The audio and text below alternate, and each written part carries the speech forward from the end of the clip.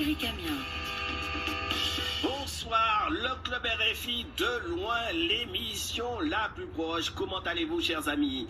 Au sommaire de cette émission, l'initiative du club, c'est au Bénin que nous allons ce soir pour retrouver le Club RFI Ouaké. Ouaké qui est une ville du centre-ouest du Bénin. Son club œuvre pour la transmission, le respect et la défense des valeurs traditionnelles. À la fin du mois dernier, le club a participé à l'organisation de l'édition 2019 de la fête traditionnelle de l'Igname, fête des Bodas, une fête qui inclut la lutte traditionnelle séméraine. Taoufik Taoussou va nous en parler. Initiative des clubs. Bienvenue au Club RFI, le magazine des initiatives des clubs RFI. Préserver les traditions à Ouaké, c'est l'objectif du Club RFI de la ville. À la fin du mois dernier, le club a participé à l'organisation de l'édition 2019 de la fête traditionnelle de l'Igname, une fête qui intègre l'art culinaire, danse et spiritualité. Les festivités ont intégré la lutte traditionnelle séméraine. Avec nous, Taoufik Tassou. Bonsoir Taoufik. Oui, bonsoir. Alors, c'est une fête qui a eu lieu à la fin du mois d'août. Pourquoi cette période, Taoufik? Parce que c'est une fête qui caractérise le moment où la période des ignames est prête et longue. Cette fête permet de lancer la consommation d'ignames dans la commune de Ouaké et plus précisément dans Séméré, un des arrondissements de Ouaké. Restons du côté culinaire. Alors l'igname, c'est un tubercule qui est important chez vous à Ouaké? Oui, on en consomme beaucoup. L'igname, c'est un aliment précieux dans la commune de Ouaké. Depuis les temps immémoriaux, il y avait nos ancêtres qui célébraient ça. Donc, pour garder la tradition, et à Séméré, ils ont toujours gardé ça. Et à chaque fois, chaque année, le mois d'août est réservé pour célébrer cette fête de l'igname.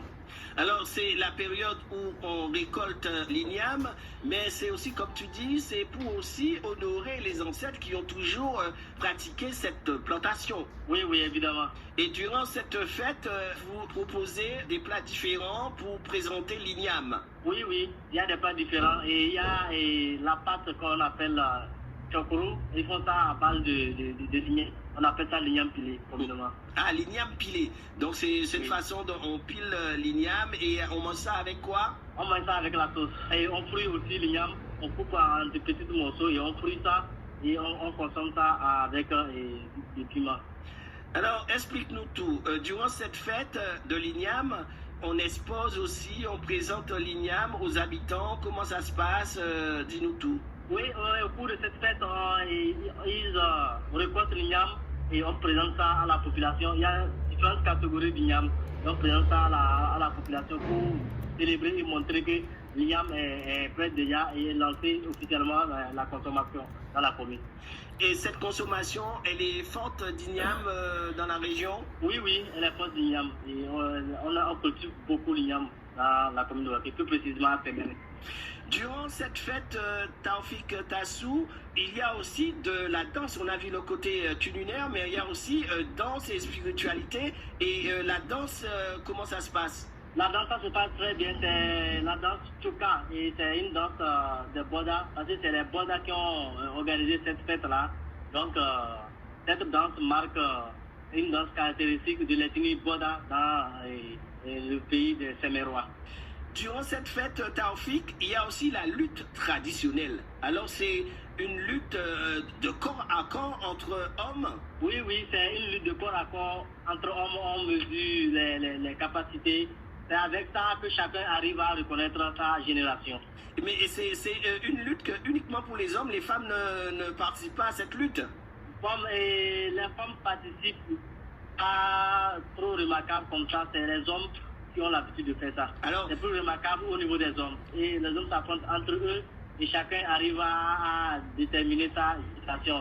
Alors, disons que les femmes assistent à cette fête et souvent ils applaudissent leurs préférés. Vraiment, les femmes assistent à cette fête et elles sont là à encourager surtout les partenaires.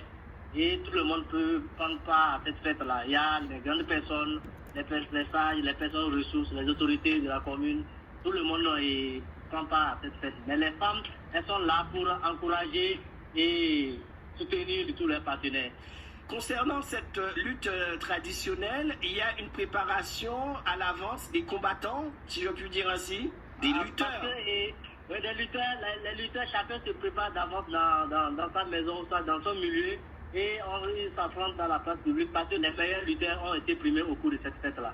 D'accord. Et est-ce qu'au cours de cette préparation, est-ce que tu as quelques données à nous donner? Comment ils se préparent? Ils mangent quoi?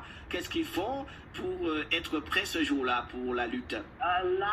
Chacun se prépare dans sa maison, soit dans son milieu, et chaque milieu a ses secrets. Donc, on ne peut pas sortir de la maison en oubliant les ancêtres. Il faut annoncer aux ancêtres qu'il y a quelque chose, un événement grandiose qui est en train de se préparer. Donc, soit on tue le coq, et en dehors de ça, c'est les ancêtres aussi, soit les grands-parents. Les grands-parents ont une idée de ce qui se passe et chacun se prépare personnellement. Et après, peut-être s'il a les grands dans la famille, il se rappelle un peu de ce que les parents faisaient. Et avec ça, ils arrivent à trouver de quoi préparer ce jeune homme qui sera en compétition à la place publique. Les lutteurs, bien sûr, se préparent physiquement. Ils ont un menu pour pouvoir avoir de la force. Mais il y a aussi ce côté spirituel où ils font appel aussi aux ancêtres, les esprits des ancêtres. Évidemment, parce que il faut noter que chaque région, chaque ethnie a ses particularités. Et lorsqu'il s'agit de ces genres de compétition, il y a le côté spirituel où au sein de chaque famille, ils ont leur truc spirituel, surtout du côté des préparatifs et traditionnels là, ils ont, et c'est confidentiel au sein de chaque famille. C'est ce qu'on peut appeler aussi, disons comme ça, on parle souvent comme ça en Europe, des gris-gris. Vraiment des gris-gris. Chacun se prépare avec ses gris-gris et ces gris-gris sont confidentiels au sein de chaque famille. C'est difficilement que vous allez pouvoir déterminer ce que les préparatifs de chaque combattant. C'est une façon de montrer la bravoure de ces hommes corpulents. Oui. Même à la place publique, lorsque vous voyez les lutteurs, les grands lutteurs là, et tout ce qui portent comme collier et autres là, vous allez vous rendre compte vraiment que c'est des gens qui sont bien préparés. Et c'est une façon de montrer, Taoufik, de montrer qu'on est garçon. C'est vrai. Alors, Taoufik, cette fête, ces combats, c'est aussi un facteur de cohésion sociale. Oui, c'est aussi un facteur de cohésion sociale parce que ce n'est pas seulement les jeunes de Séméret et qui ont pris c'est pas seulement les Bodas qui ont pris part à cette compétition. Il y a aussi des jeunes venant de d'autres arrondissements. Il y en a qui ont quitté d'autres milieux. Il y en a même les jeunes qui ont quitté le pays voisin, le Togo tout près là, et les jeunes de Kimérida et les jeunes des autres arrondissements de la commune de Waké. Ils ont pris part. Donc ça, c'est un facteur de cohésion sociale au sein de la communauté. Cette lutte traditionnelle qu'on peut retrouver aussi au Sénégal, en Gambie, au Togo à côté, au Nigeria, au Niger, et ça arrive quelquefois que des lutteurs viennent de ces pays-là. Oui, parce que des fois, les luttes là, c'est organisé de façon, tout le monde peut y prendre à cette compétition, donc et personne n'est épargné. Si vous avez la capacité, vous savez que vous êtes homme et vous voulez prendre part à cette compétition, tout est toléré. Vous pouvez quitter de n'importe où, vous allez compétir. Alors, je crois qu'au Sénégal, le nom de cette lutte s'appelle Lamba, si je prononce bien. Au Gambie, c'est Boré. Et voilà, au Togo. Et donc, voilà. Alors, justement, c'est une façon aussi pour vous de contrer la modernité, de rester dans les traditions purement. Parfaitement, c'est une façon de maintenir la tradition, de ne pas oublier complètement la tradition. Cette pratique fait apparaître le côté des forces mystiques, physiques, les superstitions, les croyances magiques. Au sein de la jeunesse, ces croyances restent ancrées encore. Et au sein de sa partie, avec ça, et les jeunes arrivent à se mesurer, et à voir, chacun arrive à déterminer ses forces de frappe, sa puissance physique et autres. Taoufik, alors il y a eu beaucoup de participants à ce festival, les jeunes du club bien sûr, mais les jeunes de la population aussi. Oui, les jeunes du club, les tous les membres du club RFI ont pris part à cette fête. La population de Ouaké, toute la population de Ouaké, parce que les populations des 6 arrondissements de la commune de Ouaké ont pris part. Et il faut saluer l'initiative des Bodas qui ont toujours l'audace d'organiser, de maintenir. Bueno, ya se acabó también.